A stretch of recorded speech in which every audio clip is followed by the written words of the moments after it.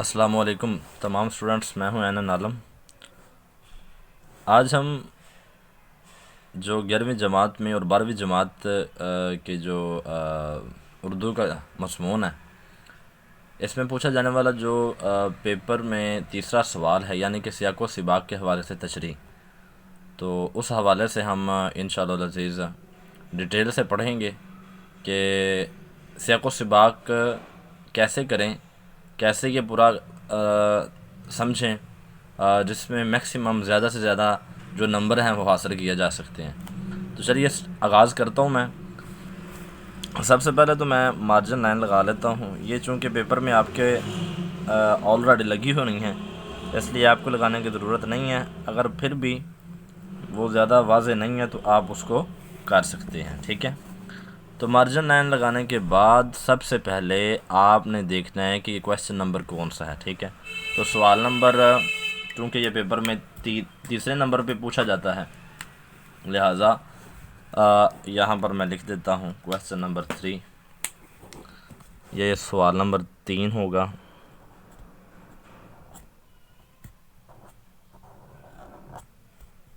سوال نمبر 3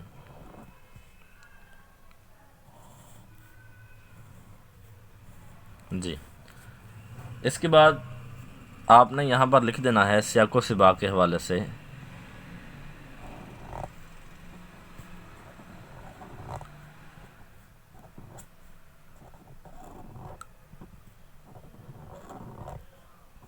سیاق و سباق کے حوالے سے تشریح۔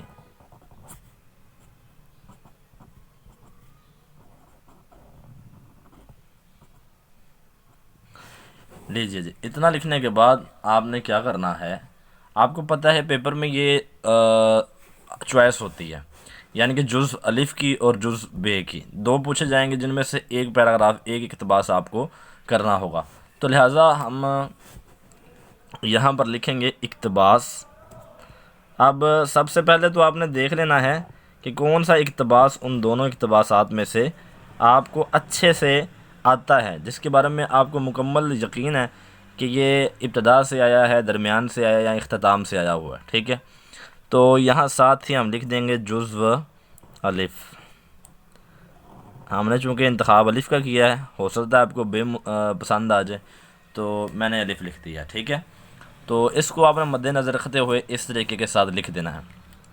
اب دیکھ لیں، ترتیب دیکھ لیں، لائننگ جو میں چھوڑ رہا ہوں یا جتنا بھی چھوڑی جا رہی ہیں اس کا آپ نے خیال رکھنا ہے، ٹھیک ہے۔ اس کے بعد آپ نے کیا کرنا ہے، جو اقتباس پیپر میں آیا ہے، ٹھیک ہے، بالفرض ہمارا اوور کوٹ جو ایک سبق ہے، ٹھیک ہے، اس میں سے آ جاتا ہے، لیکن چونکہ سمارٹ سلیبس کے مطابق وہ نہیں آیا، تو میں دیکھتا ہوں کوئی ایسا کہ جس میں سے جو پرانے میں پیپروں میں دیکھتا ہوں کہ جو اہم ہوں، تو اس میں سے میں انشاءاللہ آپ کے سامنے نہ ایک آدھ رکھ دیتا ہوں۔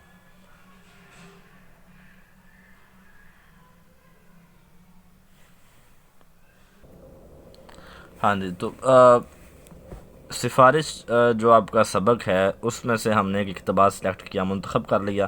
ایسے آپ نے واوین بنانی ہے اور لکھنا ہے کپڑے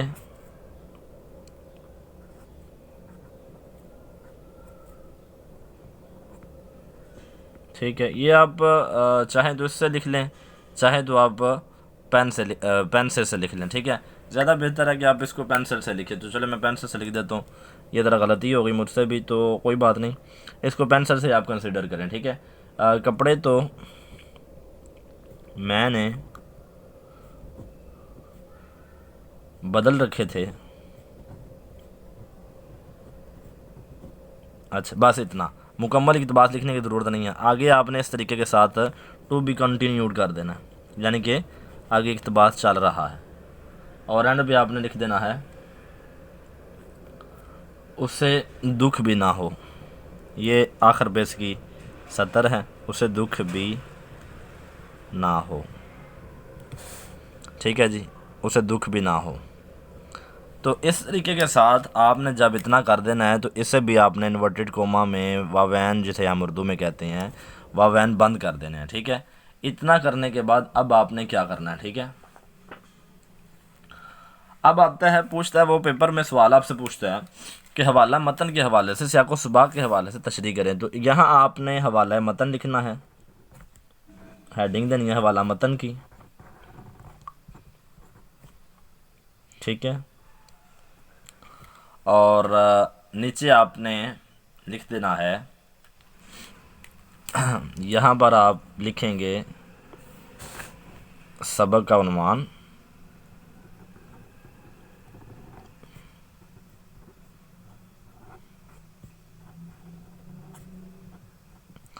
اب یہاں پر بھی ایک چیز آتی ہے کہ بعض بچے مصنف کا نام لکھتے ہیں پہلے اور بعض سبق کا عنوان لکھتے ہیں، تو آپ کوشش کیا کریں کہ جو انہوں نے اوپر دیا ہوتا ہے، جو سوال انہوں نے پوچھا ہوتا ہے کہ جو انہوں نے سب سے پہلے لکھا ہوتا ہے، یعنی کہ مصنف کا نام اگر انہوں نے پہلے لکھا ہے تو آپ مصنف کا نام لکھیے، اور اگر انہوں نے سبق کا عنوان لکھا ہوا ہے تو سبق کا عنوان لکھیے، ٹھیک ہے۔ ادروائز اگر آپ سبق کا عنوان پہلے لکھ دیتے ہیں اور مصنف کا نام بعد میں، تب بھی آپ کے نمبر نہیں کم ہوں گے انشاءاللہ، ٹھیک ہے نا۔ زیادہ تر ویسے میں تو یہی ریکمینڈ کرتا ہوں کہ آپ جو سبق کا عنوان ہے وہ سب سے پہلے لکھا کریں، کیونکہ بعض ایسے اسباق ہوتے ہیں کہ جن کے مقدس نام ہوتے ہیں، موضوعات ہوتے ہیں، جیسے اسوہ حسنہ ہے، تو بہتر یہی ہوتا ہے کہ مصنف کا نام جو ہے وہ بعد میں لکھا جائے، ٹھیک ہے۔ اس کے بعد آپ نے لکھنا ہے مصنف کا نام، مصنف یا مصنفہ کا نام،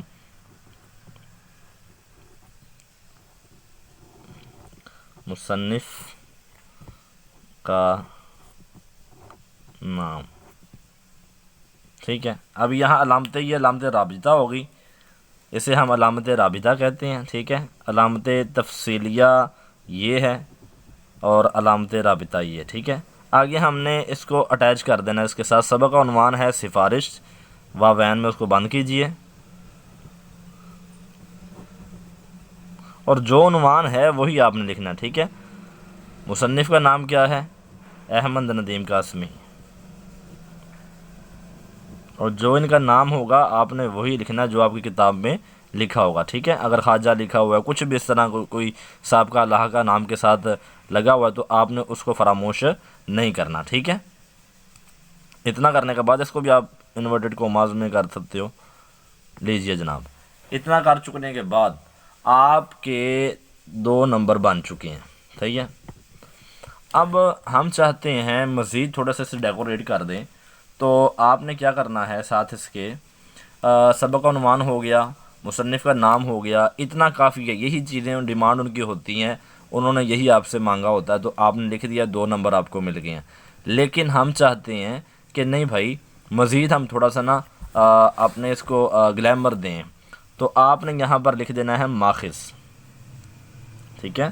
اس کے نمبر نہیں ہوتے، میں کہہ دیتا ہوں آپ کو، نمبر نہیں ہوتے، تو لیکن بہرحال نمبروں میں اضافے کے لیے یہ چیز کارگر ثابت ہو سکتی ہے۔ اس کے بعد ہم لکھ دیتے ہیں صنف، ٹھیک ہے۔ یہ آپ کے اساتذہ کرام آپ کو ڈیٹیل سے بتاتے بھی رہے ہوں گے۔ تو ماخذ کیا ہے اس کا؟ احمد ندیم قاسمی کے جو یہ سفارش ہے، جو اس کا ماخذ ہے وہ آئی تھنک کپاس کے پھول، کپاس کا پھول ہوگا، کپاس کا پھول، یا کے ہے یا کا ہے، مطلب ایگزیکٹ نہیں یاد، لیکن بہرحال یہی ہوگا، کپاس کا پھول۔ اور صنف کیا ہے؟ اس کے صنف کا نام ہے افسانہ، ٹھیک ہے جی۔ اتنا کرنے کے بعد یہ ہم نے گلیمر بھی اس کو دے دیا، اس کے نمبر نہیں ہیں، میں پھر کہہ رہا ہوں آپ کو، ان 2 چیزوں کے نمبر جو ہے، ان 2 چیزوں کے نمبر نہیں ہیں، بہرحال ان 2 چیزوں کے نمبر ہیں، ٹھیک ہے۔ اگر آپ ان کو لکھ دیتے ہو تو ویل اینڈ گڈ، نہ میں لکھو تو کام چل جاتا، لیکن یہی آپ کو رائے دوں گا کہ آپ لکھیے، لازم لکھیے، اچھی چیز ہوتی ہے۔ ایک اور چیز کا اگر آپ اضافہ کرنا چاہتے ہیں تو وہ بھی کر سکتے ہیں، اچھا ہوتا ہے، گلیمر کے طور پہ کہہ رہا ہوں، ادروائز زیادہ کھپنے کی ضرورت نہیں ہے۔ جن بچوں کا حافظہ ذرا تیز ہے وہ اس طرح کر سکتے ہیں کہ آپ اس کے آگے جو ہے نا، اس طرح مطلب بریکٹ میں ان کی جو ڈیٹ آف ڈیتھ ہے، پیدائش ہے اور وفات ہے، وہ بھی آپ لکھ سکتے ہو، ٹھیک ہے، یہ بھی آپ لکھ سکتے ہو آگے، اس طرح آپ کر سکتے ہو، نام بھی لکھے تو کوئی حرج مرج نہیں ہے، صحیح ہے۔ چلیں جی، اتنا کرنے کے بعد آپ کو وہ 2 نمبر دے دیں گے بغیر چون و چرا کیے، بغیر کسی پریشانی کے، ٹھیک ہے۔ اتنا ہم کر چکے ہیں، دیکھ لیں ایک دفعہ نظر مار لیں کہ کیسے ہم نے اس کو لکھا ہے۔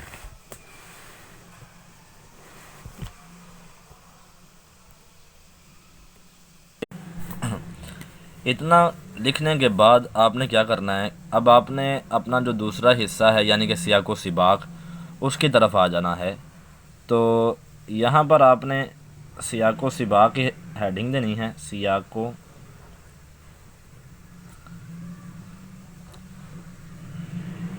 سباق۔ کوشش کریں جو بڑی ہیڈنگز ہیں نا ان کو آپ موٹے مارکر سے 605 سے، اور باقی جو دیگر ہیں ان کو 604 سے لکھیں، ٹھیک ہے۔ اب یہاں پر علامت رابطہ لکھنے کے بجائے تفصیلیہ دیں گے آپ، ٹھیک ہے، علامت تفصیلیہ آپ لکھیں گے، اوکے۔ سیاق کا مطلب ویسے تو ہوتا ہے ربط عبارت، عبارت کے ساتھ اس کا تعلق کیا ہوتا ہے، اور وا کا مطلب ہوتا ہے اور سباق کا مطلب ہوتا ہے سبقت لے جانا۔ ان دونوں کا جو مطلب ہوتا ہے وہ ہوتا ہے ربط کلام، ٹھیک ہے۔ ویسے تو جو لغات ہیں ان میں ہمیں کی جو تفصیلات ملتی ہیں اس کے مطابق تو اس کا مطلب ہوتا ہے عبارت کا اگلے والا حصہ اور عبارت کا پیچھے والا حصہ، یعنی کہ عبارت کے سے پہلے جو چیز بیان کی گئی ہے اور عبارت کے بعد جو چیز بیان کی گئی ہے اس کا خلاصہ آپ نے یہاں لکھنا ہوتا ہے، اسے سیاق و سباق کہتے ہوتے ہیں، ٹھیک ہے جی۔ تو ابھی میں زیادہ ڈیٹیل میں نہیں جاتا، لیکن ہاں اس کے علاوہ آپ کو یہ بھی بتا دیتا ہوں کہ سیاق و سباق 2 طرح کے ہوتے ہیں، سیاق و سباق 2 طرح کے ہوتے ہیں، ایک ہوتا ہے جمالی اور ایک ہوتا ہے مثالی۔ اب وہ آپ کی کتابوں میں، گائیڈ بکس میں یا اساتذہ کرام نے بہت ڈیٹیل میں بیان کیا ہوگا، لہٰذا میں ان چیزوں میں نہیں جاتا، نہ پڑھتا ہوں ساتھ ساتھ شاید بیان بھی کر دوں گا۔ تو سیاق و سباق کی طرف آتے ہیں۔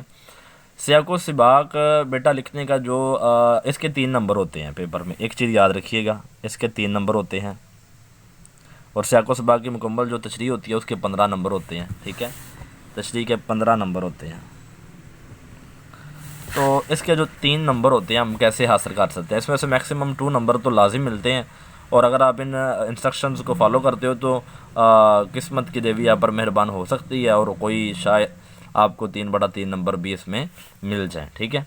تو سب سے پہلے آپ نے کیا کرنا ہے، سیاق و سباق، آپ یہ 2 لائنیں میں آپ کو دے رہا ہوں، یہ آپ کہیں سے بھی سیاق و سباق آ جائے آپ نے اس طرح لکھ دینا ہے، سبق کا یہ، چونکہ وہ عبارت آئی ہوئی ہے وہ اقتباس ہے اس لیے ہم اس کو کہہ رہے ہیں، سبق کا یہ خوبصورت فن پارہ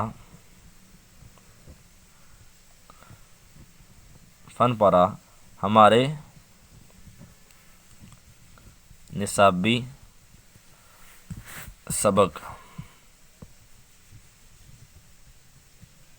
ٹھیک ہے۔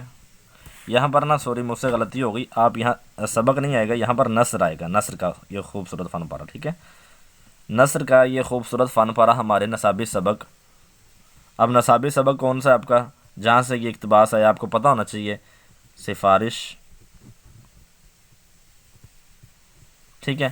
اب آپ کو پتہ ہونا چاہیے کہ یہ کہاں سے آیا، درمیان سے آیا ہے، ابتدا سے آیا ہے یا آخر سے آیا ہے، تو بالفرض یہ کوئی اختتامی جو ہے نا وہاں سے میرا خیال ہے یہ آیا ہوا ہے، تو میں یہاں ویسے تو سمجھانے کے لیے آپ کو تینوں چیزیں لکھ دیتا ہوں، ابتدا، درمیان اور اختتام، ٹھیک ہے جی۔ ہاں، نثر کا یہ خوبصورت فن پارہ ہمارے نصابی سبق سفارش کے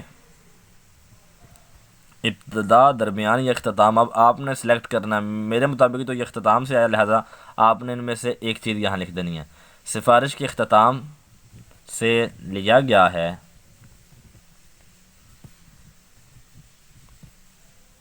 ٹھیک ہے جی، اتنا آپ نے لکھ دینا ہے۔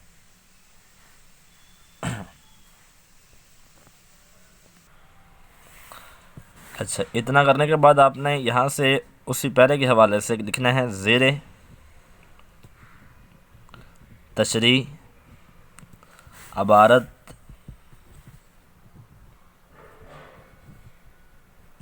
से पहले मुसन्निफ़ हमें ये बयान करता है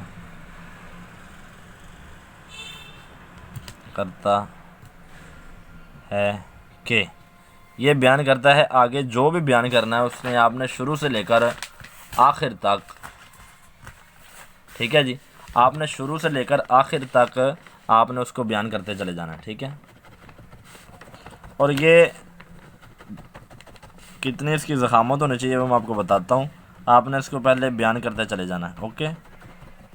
और बिलफ़र्ज़ आपने ये बयान कर दिया 8-9 लाइनों में, ठीक है। ये जो है तमाम का तमाम जो सियाक़ो सिबाक है ये तकरीबन 12 सतूर तक होना चाहिए, ठीक है। मतलब 11-12 सतूर हो जाने चाहिए। कम अज़ कम 8 सतूर काफ़ी होती हैं, 7 भी काफ़ी होती हैं, और ज़्यादा से ज़्यादा 12-13 जो सतूर हैं इसके लिए होती हैं, ठीक है। अब चूँकि ये इख्तिताम से हमने लिखा है, अब इसका जो है हम सिबाक और सियाक़ के हवाले से बहस कर रहे हैं, तो मैं चाहता हूँ कि एंड पे ना ये भी बयान कर दूँ कि इससे आगे कोई चीज़ नहीं है, ठीक है। तो लिहाजा हम यहाँ क्या लिखेंगे, एंड पे चलकर जब आपने वो सारा लिख देना है, ज़ेर तशरीह अबारत चूँकि सबक के इख्तिताम से ली गई है, लिहाजा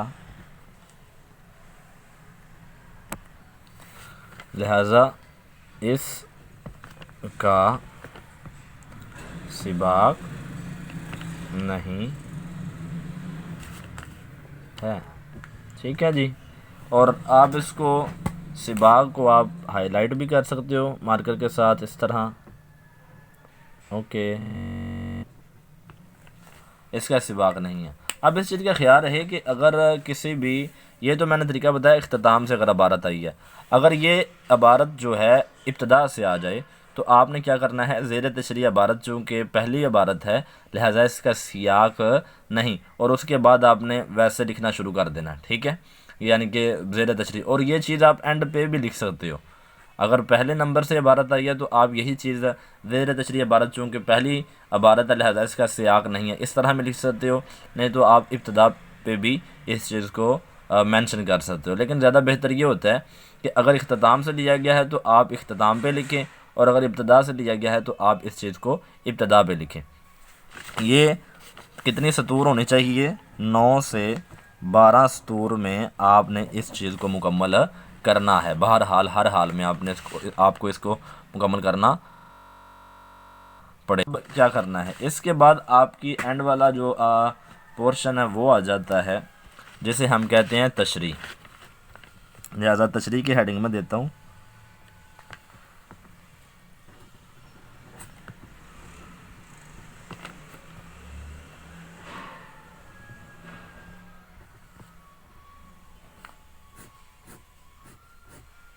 तशरीह। अब यहाँ पर भी आपने अलामतें तफसीलिया लगानी है, ठीक है। अब यहाँ से अब आपने लिखना शुरू कर देना है, और ख्याल रहे कि आपने उसी अबारत के बारे में लिखना शुरू करना है जो कि आपसे पूछी गई है। ज़्यादातर बच्चे क्या करते हैं, तशरीह में गटमिट कर देते हैं, खुलासे को लिख देते हैं, और वो समझते हैं कि खुलासा ही लिखना है। ऐसा बेटा कुछ नहीं होता, इससे नंबर आपके कम हो जाते हैं। इसके कुल नंबर 10 होते हैं, ठीक है। अंग्रेज़ी में से एक्सप्लेनेशन कहते हैं,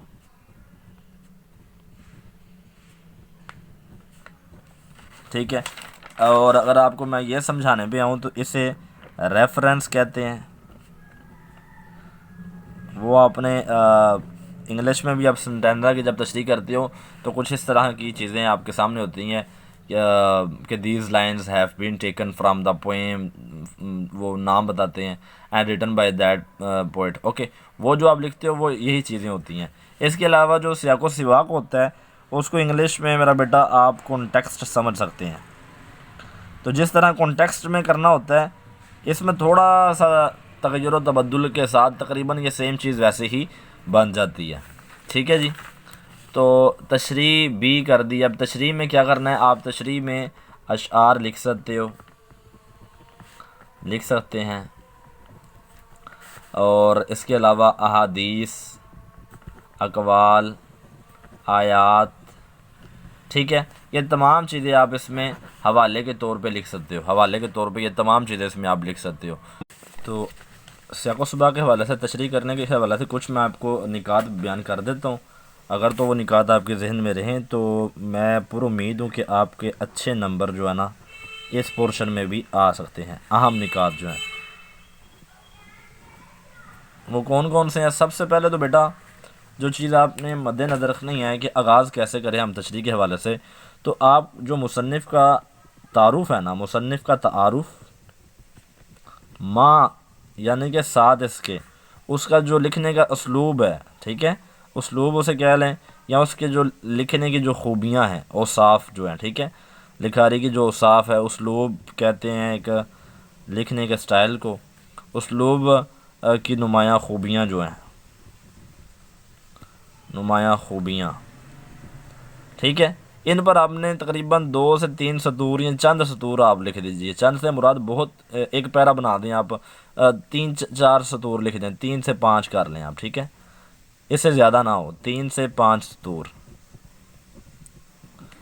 یہ ہو گیا پہلی چیز. دوسرے نمبر پہ آپ نے کیا کرنا ہے, آپ کر سکتے ہو اوورآل جو تمام آپ کا وہ سبق ہے اس کا جو ہے نا ملخص, ٹھیک ہے, ملخص, تمام خلاصے کا خلاصہ آپ کہہ لو اس کو. ملخص جو ہے وہ آپ اپنی ذاتی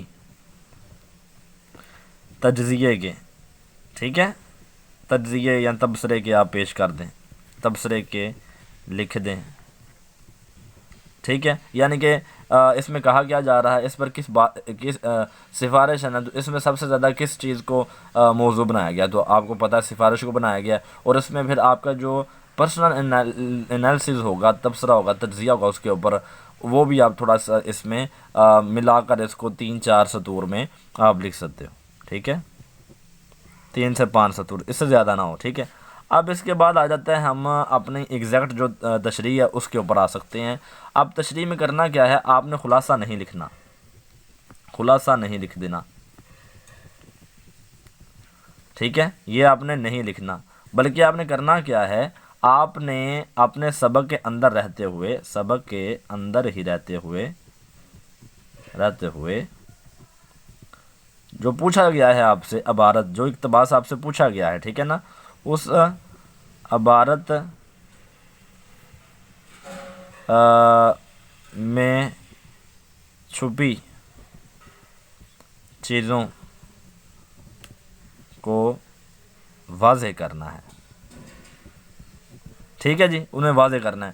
اب 5ویں نمبر پہ ہم ان چیزوں کو واضح کیسے کر سکتے ہیں, ٹھیک ہے. تو آپ نے سب سے پہلے دیکھنا ہے کہ جو عبارت آپ کو دی گئی ہے کیا وہاں کوئی تلمیح آئی ہے,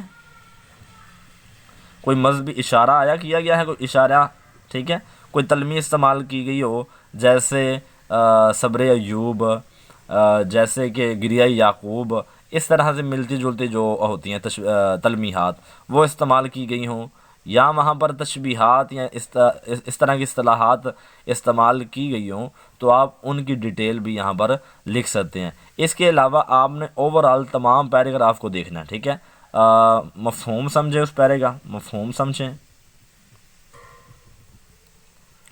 اس عبارت کا, ٹھیک ہے, مفہوم سمجھیں عبارت کا مفہوم سمجھیں بیٹا پہلے, اوکے, عبارت کا آپ نے مفہوم سمجھ لیا. اب آپ نے اس عبارت کا مفہوم سمجھ کے دیکھنا ہے کہ میں اس کے اوپر کیسے بحث کر سکتا ہوں.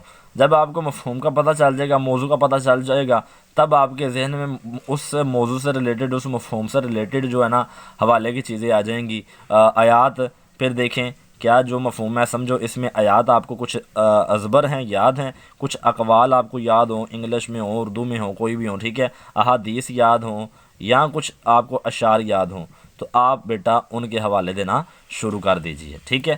یہ رہی آپ کی مکمل سیاق و سباق کے حوالے سے تشریح, اور یہ کچھ اس کے ٹپس رہے.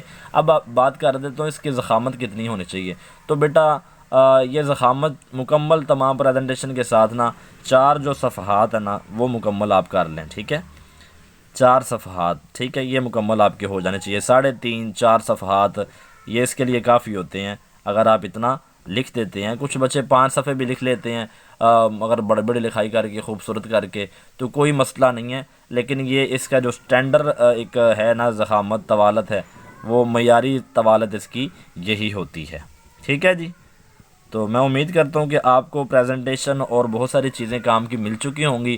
اگر آپ کو کوئی سوال ہو تو میرا بیٹا کومنٹس میں مجھے پوچھ سکتے ہو آپ۔ انشاءاللہ العزیز نیکسٹ ویڈیو میں کوشش کروں گا کہ اس سے بہتر مزید اس کے حوالے سے کچھ چیزیں آپ سے ڈسکس کر سکوں۔ تب تک کے لیے اللہ حافظ۔